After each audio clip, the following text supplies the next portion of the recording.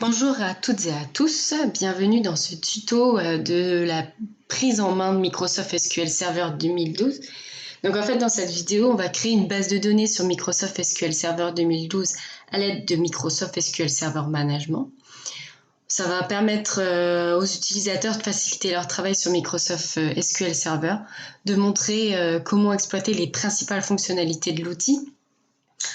Et donc, on va créer une petite base de données qui sera utilisée pour trier des livres en fonction de leur genre et de leur auteur. Pour cela, on va créer une base de données livres. On va créer 3 tables, livre, auteur, genre.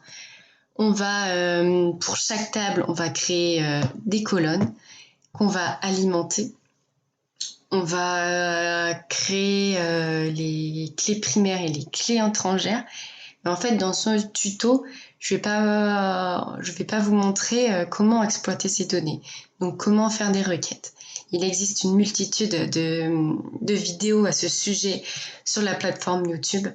Donc, c'est vraiment cette vidéo pour vous montrer les principales fonctionnalités de l'outil, donc la création et non l'exploitation derrière. Donc, voilà. Donc, dans un premier temps, on va aller créer la base de données livre sur le logiciel SQL Server Management. Donc pour cela, on va ouvrir le logiciel qu'on va aller chercher dans notre panneau de configuration Windows, donc SQL Server Management Studio. Il va s'agir dans un premier temps de s'auto-identifier pour pouvoir avoir accès à notre SQL Server. Voilà. Donc ici, cette colonne nous affiche tous les objets du serveur et nous permet de naviguer entre ces différents composants. Donc pour créer une base de données, on clique droit sur base de données et nouvelle base de données. Là, il s'agit d'inscrire le nom de notre base de données. Donc je vais mettre livre et je fais OK. Je rafraîchis. J'ouvre la base de données et là, je vois que ma base livre a bien été créée. Après avoir créé notre base, on va créer nos 3 tables, livre, auteur et genre. Donc, on ouvre notre base de données, on clique droit sur table et nouvelle table. Donc ici, par exemple, si on commence par la table auteur, donc comme je vous ai montré sur mon schéma du départ, ici la table auteur a 3 données, ce qui correspond à 3 colonnes. C'est ce qu'on va créer maintenant, nos 3 colonnes, ID auteur, nom auteur et prénom auteur. Donc on retourne sur SQL Server Management Studio. Donc on crée ID auteur. Ici, le type de données, il s'agit d'indiquer si c'est une chaîne de caractères. Donc si c'est une chaîne de caractères, le nombre de caractères. Donc ici, ils ont mis 10. Si c'est une date, si c'est une valeur numérique, exacte ou approximative. Voilà, donc ici, ID auteur, c'est une valeur numérique, exacte, entière. Ici, il s'agit d'indiquer si on accepte, on autorise les valeurs nulles. Donc moi je la décoche pour dire qu'il me faut, j'accepte pas les valeurs nulles, il me faut obligatoirement une donnée pour cette colonne. Et ça sera le cas pour l'ensemble des colonnes que je vais créer dans cette base.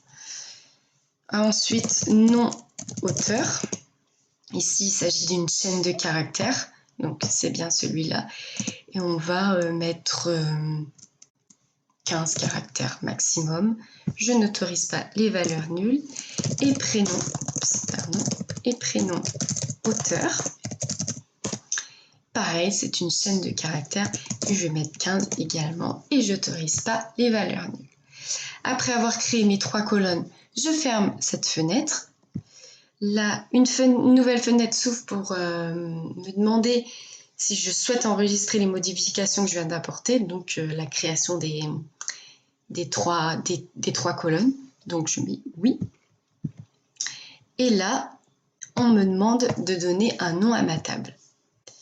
Donc là, je viens de créer ma table auteur. Et je fais Entrée ou OK. Je rafraîchis. Si j'ouvre table dans ma base livre, j'ai bien ma base auteur. Si je l'ouvre également, que je vais dans colonne, j'ai mes trois colonnes que je viens tout juste de créer. Donc voilà, on va faire pareil pour les deux autres tables. Donc, nouvelle table. Si on crée la table livre ici, on voit qu'on a 4 colonnes, 4 données, idée livre, idée auteur, idée genre et titre livre. Donc, c'est ces 4 colonnes qu'on va créer. Idée livre, c'est une valeur numérique. Je n'accepte pas les valeurs nulles. Idée auteur, pareil, c'est une valeur numérique. Je n'accepte pas les valeurs nulles. Idée genre, c'est une valeur numérique. Et titre livre. Là, c'est une chaîne de caractères. Et le titre du livre, je vais mettre beaucoup de caractères, 50 par exemple. Et je n'autorise pas les valeurs nulles. Il me faut des données obligatoirement dans cette colonne. Donc voilà, j'ai créé mes 4 colonnes.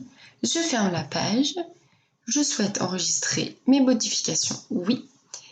Et ma table, c'est livre. Livre, comme ma table, elle s'appelle livre, je vais mettre livre 1, on va dire ça. OK. Je rafraîchis et ma table livre 1 est bien présente. Avec mes 4 colonnes, voilà. Et maintenant, il nous reste la table genre. Et donc, notre table genre a 2 données, idée genre et libellé genre. Donc, on va créer ces deux. Genre, idée, c'est un caractère. Non, c'est une valeur numérique, pardon. Je n'autorise pas les valeurs nulles. Et libellé genre, c'est une chaîne de caractères. Et là, je vais mettre 20. Le genre, 20. Et je n'autorise pas les valeurs nulles. Oups. Donc voilà, j'ai créé mes 2 colonnes. Je peux fermer. Je souhaite enregistrer. Oui. Et le nom de ma table, c'est genre. Entrée ou OK. Je rafraîchis.